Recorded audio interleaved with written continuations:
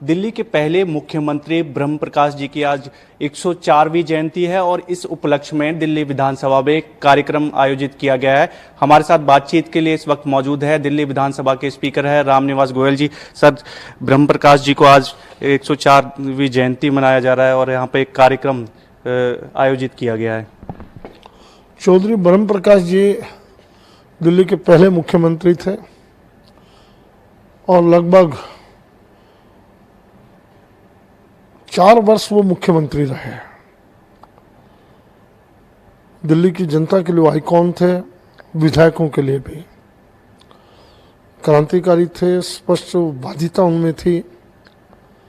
दिल्ली की जनता को और अधिकार मिले, विधानसभा को और अधिकार मिले, इसके लिए वो भिड़ गए जवाहरलाल नेहरू से, तत्कालीन गृह मंत्री, तत्कालीन प्रधानमंत्री, और मजबूरन कांग्रेस को उन्हें हटाना पड़ा।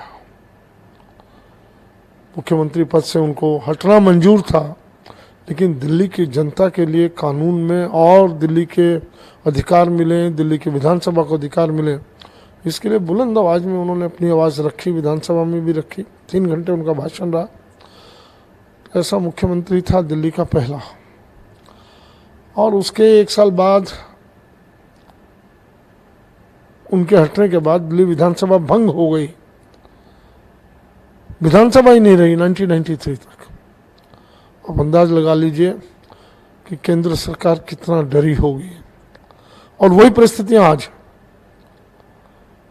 केजरीवाल जी ने जब से सत्ता में आए हैं, मैं ये नहीं कहता बाकी मुख्यमंत्रियों ने आवाज़ नहीं उठाई, बाकी मुख्यमंत्री ने आवाज़ उठाई, लेकिन उतनी बुलंद आवाज़ में नहीं उठाई जितनी बुलंद आवाज़ में चौधरी ब्रह्म प्रकाश जी ने उठाई दिल्ली की जनता के अधिकारों के लिए, और जितने आज केजरीवाल जी उठा रहे हैं।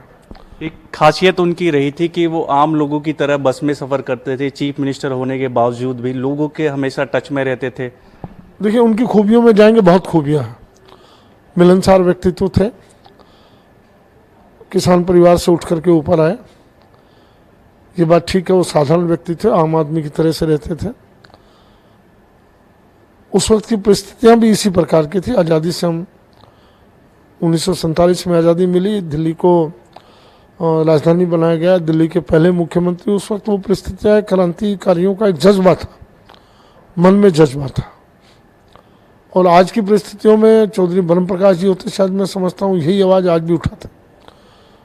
और मैं समझता हूँ कि चौधरी ब्रह्म प्रकाश जी ने जो आवाज़ उठाई वो कहीं केजरीवाल जी उसको पूरा कर रहे हैं। वो भी संघर्षरत हैं कि दिल्ली की जनता को अधिकार मिले, और वही जो कुछ नेहरू जी ने किया था वही आज की वर्तमान केंद्रीय सरकार कर रही।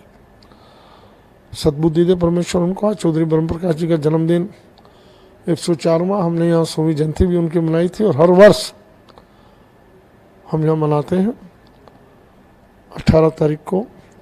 हर वर्ष यहाँ पुष्पांजलि होती है, उनके परिवार के लोग भी आते हैं। बहुत बहुत शुक्रिया हमसे बात करने के लिए। तो ये थे दिल्ली विधानसभा के स्पीकर रामनिवास गोयल जी।